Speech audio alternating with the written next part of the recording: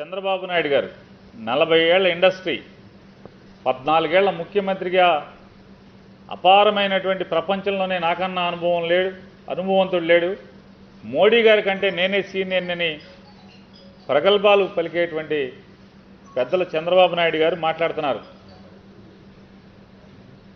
Telugu Desam party నాయకులు జగన్ గారి ప్రభుత్వం మీద పోరాటం చేస్తుంటే మమ్మల్ని భయపెట్టడం కోసం అక్రమ కేసులు రిజిస్టర్ చేసి అక్రమ కేసుల పేరుతో అరెస్టుల పేరుతో మమ్మల్ని భయపెడుతున్నారని చెప్పి ఆయన మాట్లాడుతున్నాడు. నిజంగా ఆయన అనుభవం అంతా 40 ఏళ్ల అనుభవం ఇదేనా సంపాదించింది అనేది ఆశ్చర్యపడు. ఇవాళ చంద్రబాబు నాయుడు గారిని కానీ లేదా ఆయన వారసుడిని కానీ లేదా ఆయన వెనకాల ఉన్నటువంటి చాలా ఎక్కువ కాలం ఆయనతో పనిచేసి మంత్రులుగా చేసినటువంటి వారందరినీ కూడా నేను సూటిగా ప్రశ్నిస్తున్నాను. వారిని ఎంతటి వారైనా సరే, వారు చంద్రబాబు నాయుడు గారు వస్తారా, వారి కుమారుడు వస్తాడా, లేదా ఇంకా సీనియర్లు ఎవరైనా వస్తారా, వస్తే మీడియా సమక్షంలో ఆధారాలతో సహా చర్చించటానికి మేము సిద్ధంగా ఉంది జగన్ గారి ప్రభుత్వం. జరిగినటువంటి వాస్తవాలన్నీ కూడా, జరిగిన దొంగతనం, జరిగిన అక్రమం, డబ్బుల కోసం ఎంత నీచానికైనా దిగేటువంటి పనులు చేసినటువంటి మాజీ శాసనసభ్యుడు లేకపోతే ఆయన కుటుంబ సభ్యులు ఏ రకంగా దిగజారి ప్రవర్తించారో, ప్రజల ప్రాణాలను సైతం లెక్క చేయని స్థితిలో వారు కక్కుర్తి సొమ్ము కోసం ఏ రకంగా దిగజారి ప్రవర్తించారో మీకు ఆధారాలతో సహా మీకు అందరికీ కూడా ప్రపంచానికి జగన్ గారి ప్రభుత్వం తెలియజెప్పాలనుకుంది. సుప్రీంకోర్టు అంటే కేంద్ర రవాణా శాఖ యొక్క ఇచ్చినటువంటి జీవోల ఆధారంగా సుప్రీంకోర్టు ఇచ్చిన తీర్పు మేరకు BS3 ప్రామాణికాలతో తయారైనటువంటి ఏ వాహనమైనా సరే 2017 మార్చి 31 తర్వాత తయారు చేయకూడదు, కంపెనీ షోరూములు అమ్మకూడదు. ట్రాన్స్పోర్ట్ డిపార్ట్మెంట్ భారతదేశంలో ఏ రాష్ట్రానికి చెందినటువంటి రవాణా శాఖ కూడా దాన్ని రిజిస్ట్రేషన్ చేయకూడదనేది సుప్రీంకోర్టు తీర్పు. ఆ తీర్పుకి లోబడి అన్ని కంపెనీలు వారి అన్ని వాహనాలని వెనక్కి తీసుకుంటే అశోక్ లేలాండ్ కంపెనీ దగ్గర ఉన్నటువంటి మిగిలిపోయినటువంటి BS3 లారీ చాసిస్ని, ఇంజన్లతో సహా లారీ చాసిస్ని వారి దగ్గర ఒక 154 లారీ చాసిస్లు మిగిలిపోతే జటాధర ఇండస్ట్రీస్ దానికి జేసీ ప్రభాకర్ రెడ్డి గారి శ్రీమతి గారు జేసీ ఉమారెడ్డి గారు, అలాగే వారి కుమారుడు జేసీ అస్మిత్ రెడ్డి గారు ఈ జటాధర ఇండస్ట్రీస్ ప్రైవేట్ లిమిటెడ్లో ఇద్దరు కూడా డైరెక్టర్లుగా ఉన్నారు. ఆ కంపెనీ అలాగే Messrs C Gopal Reddy and company అంటే వారి సొంత అనుచరుడు గోపాల్ రెడ్డి అని చెప్పని ఆయనతోనే ఉంటారు.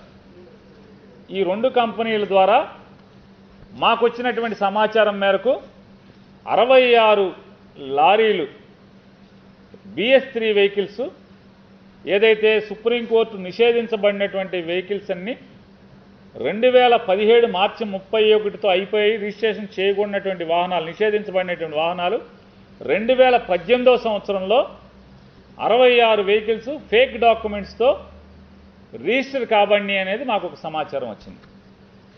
దాన్ని మేము అశోక్ లేలాండ్ కంపెనీకి 10 జనవరి 2020 జనవరి 10వ తారీఖున ఆంధ్రప్రదేశ్ రాష్ట్ర రవాణా శాఖ అశోక్ లేలాండ్ కంపెనీకి ఈ 66 లారీల నిషేధించబడిన సుప్రీంకోర్టు తీర్పు నిషేధించబడినటువంటి ఈ 66 లారీల చాసిస్ నంబర్లు ఆ కంపెనీకి పంపించి ఈ చాసిస్ నంబర్లు మీరు అమ్మారా, ఎక్కడున్నాయి, లేకపోతే ఏ షోరూమ్ ద్వారా అమ్మారు, మాకు వివరం కావాలని చెప్పి పంపించాం.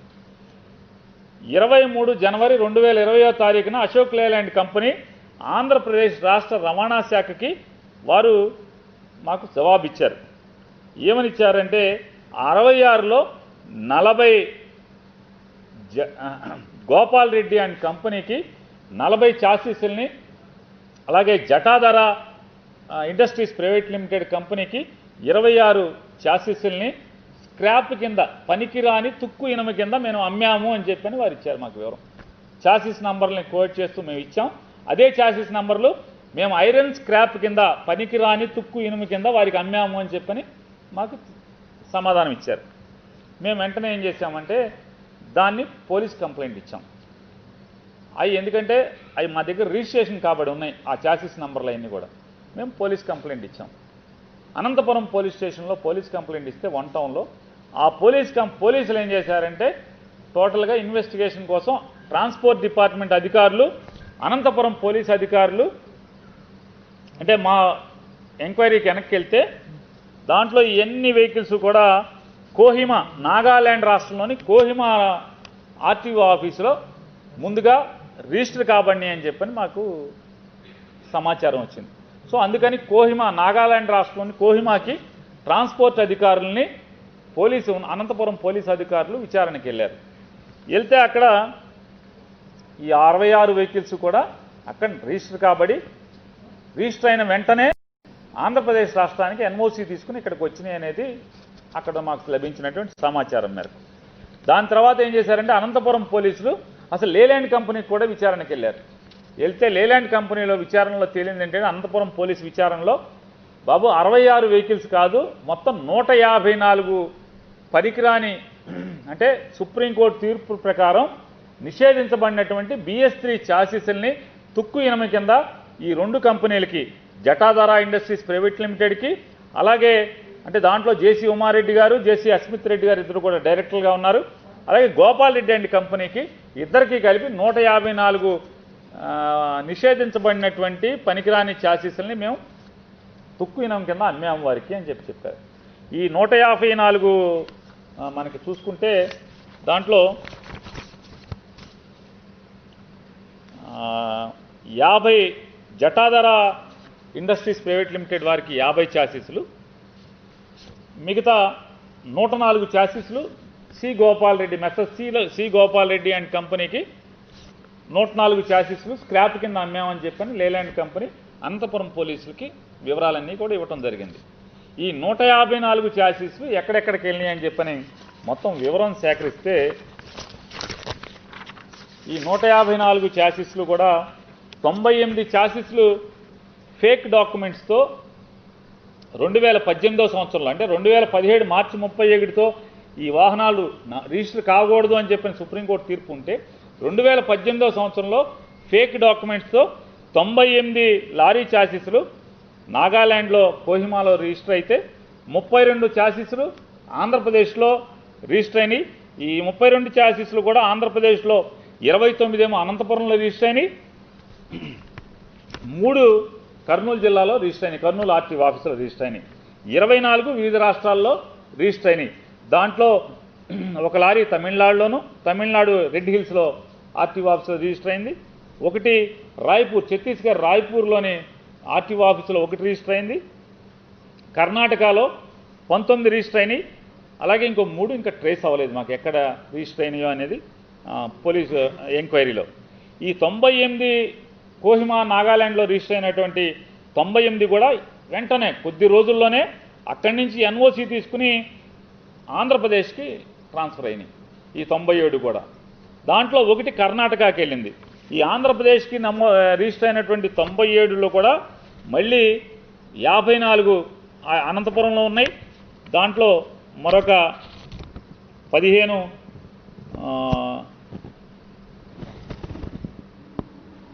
వివిధ జిల్లాల్లో ఉన్నాయి, అలాగే అనంతపురంలో కూడా మరొక 28 ఉన్నాయి. ఈ అనంతపురంలో రిజిస్టర్ అయినటువంటి 28లోంచి 15 లారీలు తెలంగాణకు వచ్చినాయి, 13 లారీలు కర్ణాటకకి వెళ్ళినాయి. అంటే చేతులు మార్చుకుంటా, అంటే దీన్ని ఆథరైజ్ చేస్తూ, అంటే రెగ్యులరైజ్ చేసేసుకునే పనిలో ఉన్నారు. కాగితాలు చేతులు మారితే వెహికల్స్ రెగ్యులరైజ్ అయిపోతూ వెళ్ళిపోతాయి కాబట్టి, రికార్డులు పుట్టేస్తాయి కాబట్టి ఈ రకమైనటువంటి దొంగతనానికి వీళ్ళు, ఉద్దేశపూర్వక దొంగతనానికి వీళ్ళు పాల్పడ్డారు. అలాగే 32 ఆంధ్రాలో రిజిస్టర్ అయినటువంటి 32లో కూడా మీకు 29 అనంతపురంలో, 3 కర్నూలులో అని చెప్పాం. ఈ 29 అనంతపురంలో రిజిస్టర్ అయినటువంటి లారీలు 4 బస్సులుగా మార్చబడి జేసీ ట్రావెల్స్ కింద, దివాకర్ ట్రావెల్స్ కింద తిరుగుతున్నాయి. ఆ 4 బస్సులు అంటే లారీలు రిజిస్ట్రేషన్ చేయడమే తప్పు అంటే మళ్ళీ ఆ లారీల్ని బస్సులుగా మార్చి దివాకర్ ట్రావెల్స్ కింద బస్సులుగా తిప్పుతున్నారు.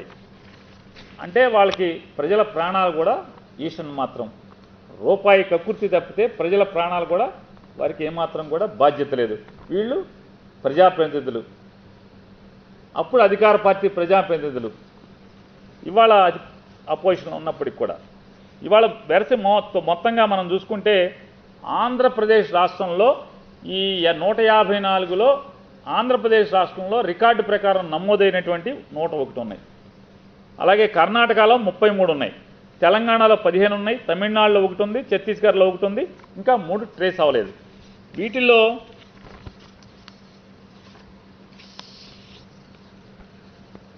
ఈ 154లో మనం వివరాలు తీసుకుంటే 97 ఏదైతే మనకి ఆంధ్రా నుంచి కర్ణాటకకి వెళ్ళినటువంటి ఈ 13 ఉన్నాయి కదా, ఈ 13లో కర్ణాటక వెళ్ళిన వాటిలో రికార్డు వెరిఫై చేస్తే అందులో ఇప్పటికీ 6 లారీలకి అంటే ఆంధ్ర నుంచి కర్ణాటకకి వెళ్ళాలంటే పోలీస్ ఎన్ఓసి కావాలి, ట్రాన్స్పోర్ట్ డిపార్ట్మెంట్ ఎన్ఓసి కావాలి. ఈ 2 కూడా పోలీసులది బోగస్ ఎన్ఓసి సృష్టించారు, ట్రాన్స్పోర్ట్ డిపార్ట్మెంట్ది కూడా బోగస్ ఎన్ఓసి సృష్టించారు. ఇప్పటికి 6 బయటకు పడినాయి. దీని మీద కూడా మరొక కేసు నమోదు చేయటం జరిగింది. ఎందుకని? Bogus police NOC, bogus transport department ఎన్ఓసిని వాళ్ళు సృష్టించారు కాబట్టి. ఇప్పటికీ ఆంధ్రప్రదేశ్ రాష్ట్ర ప్రభుత్వం ట్రాన్స్పోర్ట్ డిపార్ట్మెంటు ఈ మన దగ్గర అంటే ఆంధ్రప్రదేశ్ రాష్ట్రంలో రిజిస్టర్డ్ కాబడినటువంటి ఈ దొంగబళ్ళు ఏదైతే నిషేధిత వాళ్ళు లారీలు ఉన్నాయో ఈ 101లో 95 దాటిని రిజిస్ట్రేషన్ని మేము క్యాన్సిల్ చేయడం జరిగింది. మరొక 6 కోర్టులో ఉన్నందువల్ల మేము కోర్టు పర్మిషన్ కూడా అప్లై చేసాం. దాన్ని కోర్టు అనుమతులు తీసుకుని దాన్ని రద్దు చేయడానికి కూడా మేము ఆ ప్రయత్నంలో ఉన్నాం. టోటల్గా ఇది 101కి ఈ దీంట్లో 62 ఇప్పటికీ వెహికల్స్ని సీజ్ చేయడం జరిగింది. ఆంధ్రప్రదేశ్ రాష్ట్ర రవాణా శాఖ లారీల్ని ఈ 62 లారీల్లో 3 బస్సులు అంటే 4 బస్సులుగా మార్చినటువంటి దాంట్లో 3 బస్సులను కూడా మనం సీజ్ చేయడం జరిగింది. అంటే 62లో 59 లారీలు 3 బస్సుల్ని ఇప్పటికి సీజ్ చేయడం జరిగింది. మిగతా వాటి కోసం గాలిస్తున్నాం, ఎక్కడ ఉన్నాయా ట్రేస్ చేయడం కోసం. మళ్ళీ ఈ 101 మన దగ్గర ఉన్నటువంటి అంటే ఆంధ్రప్రదేశ్ ప్రభుత్వం దగ్గర రాష్ట్ర రవాణా శాఖలో నమోదు కాబడినటువంటి 101 లారీలు అంటే మళ్ళీ దాంట్లో 98 ఏమో లారీలు 4 బస్సులు అంటే 97 లారీలు 4 బస్సులు. వీటిలో 90 వెహికల్స్కి ఫేక్ ఇన్సూరెన్స్ అండి. అంటే వీళ్ళు సొంతంగానే ఇన్సూరెన్స్ కంపెనీకి డబ్బులు కట్టకుండా వీళ్ళే బోగస్ ఇన్సూరెన్స్ పేపర్లు తయారు చేసి సృష్టించి ఇన్సూరెన్స్ అంటే ఎవరికైనా యాక్సిడెంట్ జరిగితే ప్రజలకు ఎంత నష్టం, ప్రజల ప్రాణాల పరిస్థితి ఏంటి. ఈ బస్సుల్లో కూడా అసలు నిషేధిత లారీని దొంగ కాగితాలతో రిజిస్ట్రేషన్ చేయడం, ఆ రిజిస్ట్రేషన్ చేసిన లారీల్ని 4 బస్సులుగా మార్చడం, ఆ 4 బస్సుల్ని కూడా ఫేక్ ఇన్సూరెన్స్ కట్టి బస్సులు తిప్పుతున్నారు. వీటన్నిటి కూడా పూర్తిగా ఆధారాలు ఉన్నాయి. ట్రాన్స్పోర్ట్ డిపార్ట్మెంట్ దగ్గర, అనంతపురం పోలీసుల దగ్గర ప్రతిదీ బ్లాక్ అండ్ వైట్లో మొత్తం అంతా కూడా ఆధారాలు ఉన్నాయి. అంటే ఈ జేసీ దివాకర్ రెడ్డి గారికి, జేసీ ప్రభాకర్ రెడ్డి గారికి లేదా వాళ్ళ కుటుంబ సభ్యులకి అంటే ఎంత దుర్మార్గం. రూపాయి కోసం గడ్డి ఖర్చేటువంటి మనుషులు వీళ్ళు వైఎస్ఆర్ కాంగ్రెస్ పార్టీ ప్రభుత్వం మీద, జగన్ గారి ప్రభుత్వం మీద పోరాటం చేస్తుంటే అక్రమ కేసులు అంటే ఏంటి అక్రమ కేసులు? ఇవన్నీ ఈ తప్పులు ఇవన్నీ కూడా అక్రమ కేసులు, ఈ పాపాలన్నీ అక్రమ కేసులా? ఎవరు అక్రమాలు చేస్తున్నారు అంటే తెలుగుదేశం పార్టీలో ఒకసారి ఎమ్మెల్యే చేస్తే, ఒకసారి ఎంపీ చేస్తే, వీళ్ళ దగ్గర డబ్బులు బాగా ఉంటే, అక్రమ సంపాదన ఉంటే, చంద్రబాబు నాయుడు గారు అండుంటే ఇక తప్పులు చేసినా పాపాలు చేసినా ఎవరు అరెస్టులు చేయకూడదు, కేసులు కట్టకూడదు. అంటే గడిచిన 5 సంవత్సరాల్లో చంద్రబాబు నాయుడు గారి ప్రభుత్వంలో చట్టం వారందరికీ చుట్టంగా పనిచేసిన పరిస్థితి. ఇవాళ కూడా అలా ఉండాలంటే ఎలా? చంద్రబాబు నాయుడు దగ్గర ఎన్ని పాపాలు చేస్తే అన్ని ప్రభుత్వం కళ్ళు మూసుకున్న పరిస్థితి, తప్పుల్ని ప్రోత్సహించిన పరిస్థితి, డబ్బు కోసం ఎటువంటి దుర్మార్గాలైనా చేయండి అని చెప్పి భుజం తట్టి ప్రోత్సహించినటువంటి పరిస్థితి. అంటే జగన్మోహన్ రెడ్డి గారిని ఎన్ని బూతులు తిడితే అంత బాగా నవ్వుకుని ఆనందపడి ఇలాంటి అంటే వాళ్ళకి బక్షీస్ టిప్ ఏమి ఇచ్చావు, ఇట్లాంటి పాపాలు చేయండి అని చెప్పని టిప్పులు ఇచ్చావు, అంతే కదా. పేమెంట్ ఏంటి అంటే జగన్మోహన్ రెడ్డి గారిని బాగా బూతులు తిట్టినందుకు, అసభ్యంగా మాట్లాడినందుకు జేసీ దివాకర్ రెడ్డి అన్నదమ్ములకి ఇచ్చిన కూలి ఏంటంటే ఇట్లాంటి పాపాలు చేయండి, నేను కళ్ళు మూసుకుంటాను అని చెప్పాను. ఇవాళ ఏమాత్రం ఈశాన్ మాత్రం సిగ్గు కూడా పడకుండా ఆయన చంద్రబాబు నాయుడు గారు అక్రమ కేసులు కట్టారు, ఈ పోరాటం ఆగదు. ఏంటి మీరంతా దొంగలను వేసుకుని, మీరు దొంగలు ఊళ్ళు పంచుకుని, లోకేష్ నాయుడు గారు అలీబాబా అయితే మీరందరూ ఇంతమంది దొంగలను వెనకాల వేసుకుని దొంగల ముఠాగా బయలుదేరి 5 ఏళ్ళు రాష్ట్రాన్ని, రాష్ట్ర ప్రజల యొక్క డబ్బుని అడ్డంగా దోచుకు తిని వాళ్ళ ఈ రకంగా శ్రీరంగ నీతులు చెప్పడం అనేది చాలా దిగజారి రాజకీయాలు చేస్తున్నారు చంద్రబాబు నాయుడు గారు. ఇవాళ పరిస్థితి ఏంటంటే రావి చెట్టుకి యాప చెట్టుకి వయసు వచ్చినట్టు మనకు కూడా వయసు వచ్చే సరిపోదండి. మనం మాట్లాడే భాష, మనం మాట్లాడేదానికి కనీసం ఇంగిత జ్ఞానం ఉండాలి. ఇది ధర్మమా మీరు మాట్లాడేది? వాళ్ళు మాట్లాడే భాష అంటే అచ్చెన్నాయుడు గారు పాపాలు చేసి దోచుకుతుంటే, మీ అబ్బాయి మీరందరూ కలిసి దోచుకు తింటే ఆయన బీసీ కులానికి సంబంధించినాడు కాబట్టి ఏం చేయకూడదంటే బీసీ కులం అరెస్ట్ చేస్తాం అంటే ఎక్కడ కూడా అచ్చెన్నాయుడు తప్పు చేయలేదు, దోచుకోలేదు, అన్యాయంగా కేసు పెట్టారని ఎక్కడ చంద్రబాబు నాయుడు గారు మాట్లాడట్లా. బీసీ కాబట్టి అరెస్ట్ చేయకూడదంటే ఇది ఎక్కడ ధర్మం?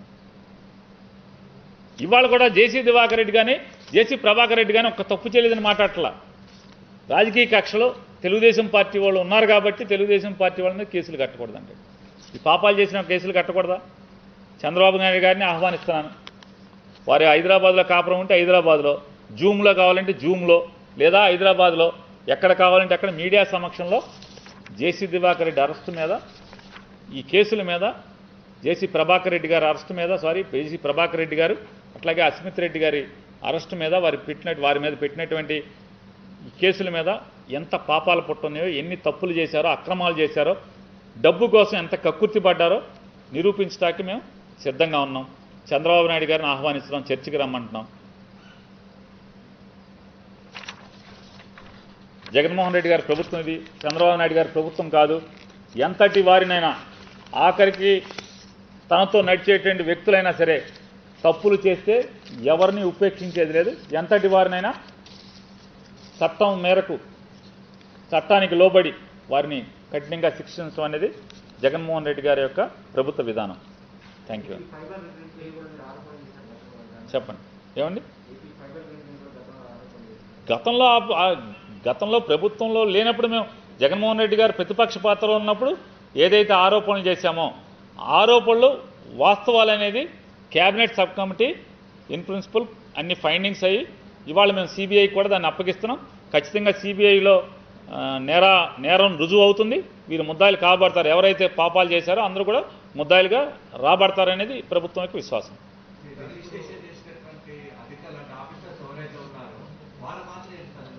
వాళ్ళ పాత్రలు కూడా ఉంది. వాళ్ళని కూడా ఖచ్చితంగా చర్యలు తీసుకుంటున్నాం. వాళ్ళ మీద కూడా పోలీసు పరంగా క్రిమినల్ యాక్షన్ కూడా తీసుకుంటున్నారు. ఎవరిని వదలం. అసలు ట్రాన్స్పోర్ట్ డిపార్ట్మెంట్గా దీంట్లో ఎవరన్నా వదిలే పరిస్థితి లేదు. అందరినీ కూడా క్రిమినల్ చర్యలు చేపట్టబోతున్నాయి.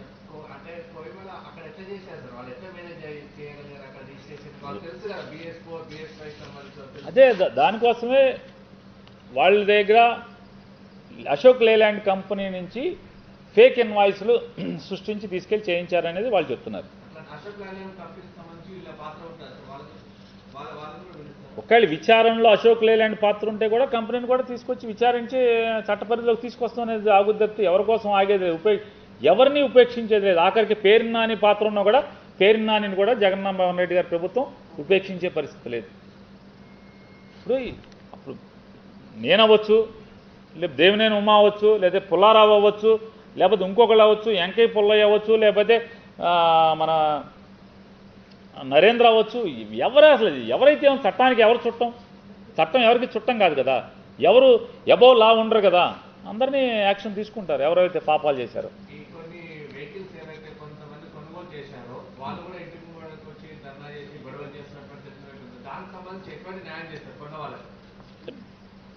చేయగలిగేది ఏముంటుంది? కొన్న వాళ్ళకి ఇప్పుడు మోసపోయారు, ఒక దొంగ దగ్గర మోసపోయారు, చేయగలిగేది ఏముంటుంది? వాళ్ళ మీద చట్టరీత్యా ప్రభుత్వం చర్యలు తీసుకుంటారు తప్పితే నష్టపరిహారాన్ని ఎలా మనం చేయడానికి అవకాశం ఉంటుంది? వారి ఫిర్యాదులు కూడా ఉన్నాయి. వారి ఫిర్యాదులను కూడా కేసు నమోదు చేయడం, ఎఫ్ఐఆర్లు కట్టడం జరిగింది వారి ఫిర్యాదుల మేరకు కూడా.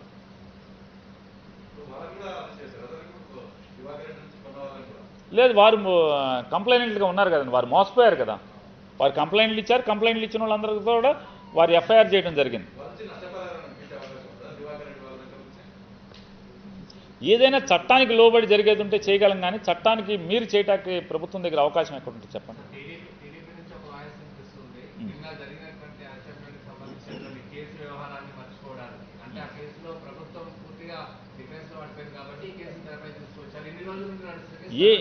ఏం డిఫెన్స్ పడింది చెప్పండి. డిఫెన్స్ ఏం పడింది కాదా? అచ్చెన్నాయుడు గారిని తీసుకొచ్చి కోర్టుకి మ్యాజిస్ట్రేట్ జడ్జి గారి ముందు ఆయన్ని ప్రొడ్యూస్ చేస్తే జడ్జి గారు ప్రభుత్వం తప్పు చేసింది, దొంగ కేసు కట్టింది, నువ్వు ఇంటికి వెళ్ళిపోమని చెప్పారా? 14 రోజులు రిమాండ్ విధించారు కదా. ఎవరు చెప్పారు మీతో?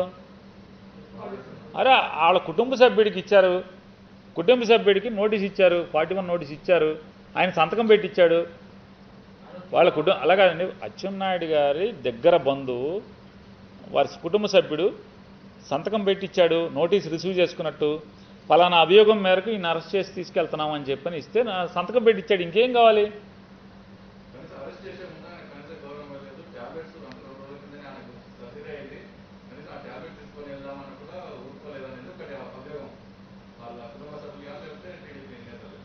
సార్ ఇవన్నీ అంటే మాట్లాడటానికి అన్యాయంగా మాట్లాడుతున్నారు. ఆయన శుభ్రంగా నడుచుకుంటూ వచ్చాడు, కొట్టుకుంటూ ఏం తీసుకెళ్ళలేదు, ఆయన్ని నడుచుకుంటూ వచ్చాడు, అన్నీ శుభ్రంగా తీసుకున్నారు. మీరు వీడియోలో చూశారు, చెప్పులు కూడా తొడుగుతున్నారు. ఆయన చెప్పులు వేసుకునే అంటే ఆయన వంగి చెప్పులు కూడా వేసుకునే పరిస్థితి లేదు, అంత ఇదిగా ఉన్నాడు ఆయన. శుభ్రంగా చెప్పులు ఒకళ్ళు కాళ్ళ వెళ్తే జేబులో చేతులు పెట్టుకుని చెప్పులు వేసుకుని అన్నీ చేసుకున్నాడంటే అంత ఈడ్చుకెళ్ళేటైతే చెప్పులు కూడా ఉండవు కదా, ఒంటి మీద బట్టలు ఉండవు కదా. శుభ్రంగా బట్టలు వేసుకుని స్టైల్గా 2 చేతులు జేబులో పెట్టుకుని చెప్పులు ఎవడ కాళ్ళకు తొడుగుతుంటే ఒక మనిషి పాపం ఆ చెప్పులు జాగ్రత్తగా వేసుకుని నడుచుకుంటా వచ్చాడు. ఎవరు కాదన్నారు? వైజాగ్లో డాక్టర్కి చూపించారు, విజయవాడలో డాక్టర్కి చూపించారు, ఇప్పుడు హాస్పిటల్లోనే ఉన్నాడు. ఎందుకు ఉండదు అన్న? కిడ్నాప్ అసలు దుర్మార్గం. అరెస్ట్ చేసి తీసుకెళ్తాం అంటే కిడ్నాప్ అంటే కిడ్నాప్ కాదు బాబు, మేము అరెస్ట్ చేసి తీసుకెళ్తాం, 150 కోట్లు దొంగతనం చేశాడని చెప్పి మీడియాకు కూడా చెప్పారు కదా. 7:30కి అర్ధరాత్రి అంటాడు, 7:30కి అర్ధరాత్రి ఎట్లా అవుద్ది? పట్టపగలు పొద్దున 7:30కి అర్ధరాత్రి, 7:30కి అరెస్ట్ చేసి వైజాగ్ తీసుకొచ్చి 10ంటికో 11ంటికో పోలీస్కి మీడియాకి ప్రపంచానికి చూపించారు. ఇదిగోండి ఈయన వచ్చాడు, ఇది అరెస్ట్ చేసి తీసుకెళ్తామని అక్కడ డాక్టర్కి చూపించారు. ఇంతగా ఆయన ఏంటి అంటే అనారోగ్యం, పైల్స్ ఆపరేషన్ చేసుకున్నాను. పైల్స్ ఆపరేషన్ అనారోగ్యం ఏంటి? ఏం చెప్తాం మనం?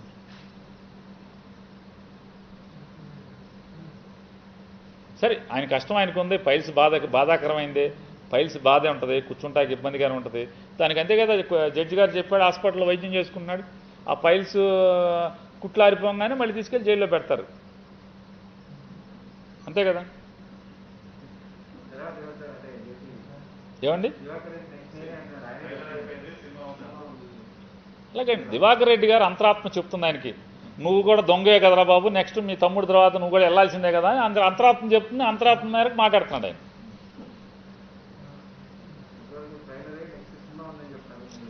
ట్రైలర్ గీళ్ళు ఏముండవండి సార్. జగన్మోహన్ రెడ్డి గారి ప్రభుత్వంలో ఉద్దేశపూర్వకమైనటువంటి కక్షపూరితమైనటువంటి చర్యలు కానీ ఎట్టి పరిస్థితుల్లో ఉండవు. తప్పులు జరిగితే దోచుకున్నవాడిని మాత్రం ఎవరిని వదిలే పరిస్థితి జగన్మోహన్ రెడ్డి గారి ప్రభుత్వంలో ఉండదు. అది మా పార్టీ వాడైనా బయట పార్టీ వాడైనా ఎవరైనా సరే అందరి మీద చట్టపరమైన చర్యలు ఉంటాయి ఖచ్చితంగా.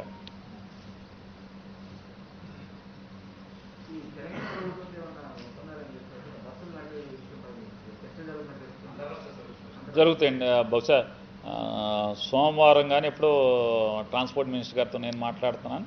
మా ప్రిన్సిపల్ సెక్రటరీ గారు కూడా ఇక్కడ ప్రిన్సిపల్ సెక్రటరీ గారితో మాట్లాడుతున్నారు. ముఖ్యమంత్రి గారు మాకు ఆదేశించారు, రిజాల్వ్ చేయమన్నారు. తప్పకుండా తొందరలోనే రిజాల్వ్ అవుతుందని. కరోనా రాకపోతే ఇంకా ముందే రిజాల్వ్ అయ్యేది. ఆల్రెడీ ముఖ్యమంత్రి గారు జగన్మోహన్ రెడ్డి గారు మాకు ఆదేశించున్నారు, రిజాల్వ్ చేయండి అని, తెలంగాణ ఇష్యూస్తో ఉన్న ఇష్యూస్తోనని. సోమవారం లైక్లీ నేను ట్రాన్స్పోర్ట్ మినిస్టర్ గారితో, తెలంగాణ ట్రాన్స్పోర్ట్ మినిస్టర్ గారితో ఫోన్లో మాట్లాడబోతున్నాను. అట్లాగే మా ప్రిన్సిపల్ సెక్రటరీ గారు కూడా ఫోన్లో మాట్లాడి ఇద్దరికీ ఆమోదయోగ్యమైన అంగీకారమైనటువంటి ఒక రోజు విజయవాడ ఆహ్వానిద్దాం అనుకున్నాం. విజయవాడ ఆహ్వానించి విజయవాడలో చర్చలు జరిపి దాన్ని బట్టి చేద్దాం అనుకున్నాం. ఇద్దరు మాట్లాడుకునేదాకా అంటే వాళ్ళ ప్రిన్సిపల్ సెక్రటరీ, మా ప్రిన్సిపల్ సెక్రటరీ, అట్లాగే నేను తెలంగాణ మంత్రి గారు మాట్లాడుకుని ప్లేస్ నిర్ణయించుకుని డే టు టైం బట్టి దాన్ని బట్టి చర్చల్ని సానుకూలం చేసి ఫలప్రదమైన చర్చల కోసం ప్రయత్నం చేస్తాం.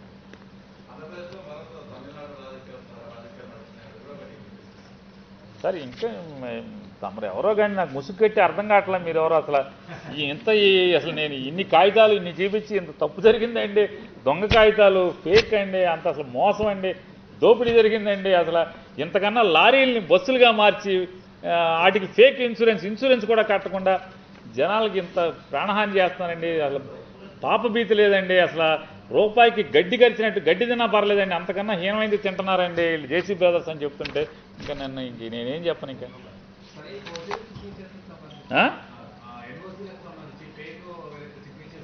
అవునండి, మొత్తం ఇంకా ఇన్వెస్టిగేషన్ ఇదంతా కూడా ఇన్వెస్టిగేషన్లోనే పోలీసుల ద్వారా ఒక్కొక్కటి ఇవన్నీ ఫేక్ అని చెప్పని మేము ఇవ్వలేదు, మేము పెట్టలేదు, మాకు సంబంధం లేదు అని చెప్పి ఆఫీసర్లు ఇన్ రైటింగ్ ఇస్తున్నారు కదా. దానికోసం ఫేక్ అని ఆఫీసర్లు డిక్లేర్ చేశాకే మేము ఇవన్నీ ఫేక్ అని చెప్పాను.